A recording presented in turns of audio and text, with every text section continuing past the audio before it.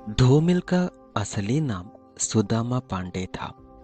धूमिल का काव्य उनके जीवन के संघर्ष और चेतना का काव्य है। सामाजिक तथा समकालीन परिस्थितियों का वास्तविक चित्रण करने वाली उनकी कविता में विद्रोह का स्वर साफ उभर कर आया है। संसर से सड़क तक और कल सुनना मुझे धूमिल के दो प्रसिद्ध काव्य संग्रह हैं। धूमिल की कविताओं में राजनीतिक चेतना अत्यंत प्रखर है। स्वतंत्रता के उपरांत देश की गिरती दशा की और जनता का ध्यान आकर्षित कर उसे प्रबुद्ध करना उनकी रचनाओं का मुख्य उद्देश्य था। देश में व्याप्त भ्रष्टाचार से सभी क्षुब्ध हैं। यह क्षोभ किसी न किसी के द्वारा व्यक्त होना चाहिए था। धूमिल ने उसे तीखा बनाकर स्पष्ट भाषा में प्रकट किया है। प्रजातंत्र के रंगीन धोखे तथा नौकरशाही के निकम्मेपन पर व्यंग्य करते हुए धूमिल ने देश में व्याप्त बेरोजगारी, महंगाई, भूख और अकाल के लिए शासन को उत्तरदायी ठहराया है। वर्तमान युग की भयंकर वास्तविकता के यथार्थवादी चित्र अंकित करने वाली उनकी रचनाएं एक प्रकार के उत्तेजना और तनाव से पूर्ण है। व्यवस्था के विरुद्ध एक व्यक्ति जितना भी कह सकता है उतना संसद से सड़क तक में धूमिल ने कह दिया है। संसद से सड़क तक और कल सुनना मुझे आप लोग जरूर पढ़िए। धूमिल को पहचानने का मौका यूं मिलेंगे। लोहे का स्वाद नामक एक छोटी सी कविता के बारे में विचार करने जा रहा हूं। शब्द किस तरह कविता बनते हैं इसे देखो। अक्षर के बीच घिरे हुए आदमी को पढ़ो। क्या तुमने सुना कि ये लोहे की आवाज है या मिट्टी में गिरे हुए घून का रंग?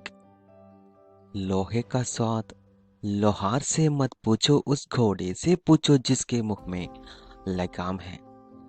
कविता तो 10-15 पंक्तियों का है, लेकिन उसमें जो आशय भरा हुआ है वो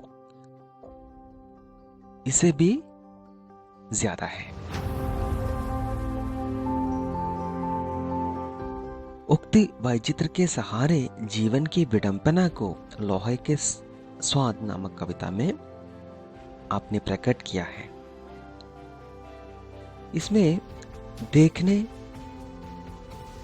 पढ़ने और सुनने की बात कही गई है, वो ध्यान से देखने वाली चीजें हैं। कविता को देखना है, आदमी को पढ़ना है और घून का रंग सुनना है। अगर हमें ये तीनों करने की क्षमता है तो हम ये कह सकते हैं हम एक सक्रिय नागरिक हैं। लोहे का स्वाद लोहार नहीं बताएगा, क्योंकि वो सिर्फ लोहा पीटता है। लोहे का स्वाद घोड़ा ही बता पाएगा, क्योंकि उसके मुंह में लगाम है, जिसे बांधते समय उसे लोहे की चोट सहनी पड़ी है। अक्षरों के बीच गिरे हुए आदमी को पहचानने की क्षमता पाठकों को होनी चाहिए। उस तरह पाठकों की ध्यान आकृष्ट करने की क्षमता कवियों को भी होना चाहिए। इस तरह की कविता ही श्रेष्ठ माना जाएगा। इस तरह मानने वाले कवि थे धूमिल। लोहे की आवाज है या मिट्टी में गिरे हुए घून का रंग? लोहे का स्वाद लोहार से मत पूछो, उस घोड़े से पूछो जिसके मुंह में लगाम है।